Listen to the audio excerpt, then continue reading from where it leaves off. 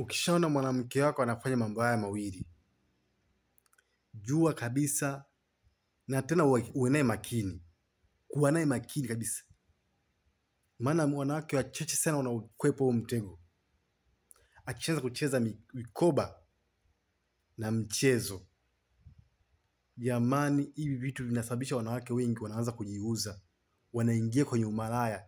Hivi vitu viwili hivi, mchezo na kikoba, asilimia kubwa wanawake wengi ambao walikuwa wametulia kwenye ndoa zao wamekuwa ni wanawake machangudoa, wanajiuza bila kutegemea kwa sababu ya hivi vitu viwili. Sababu unajikuta mwanaume wake hana uwezo wa kuweza kuviendesha hivi vitu viwili, michezo, si kikoba, naendesha familia. Kwa hiyo unajikuta mwanamke anatumia njia nyingine mbadala kuweza kufanyaje, kukamilisha masuala yao. Na ukishafika siku ya kikoba, mama watu wanachanganyikiwa. Hivi mshawahi kuona wanapochanganyikiwa wanawake? Mpaka wakati mwingine wanakosa hamu ya tendo la ndoa kwa waume zao, wanashindwa kuhudumia familia zao kwa sababu ya vikoba, sababu ya michezo.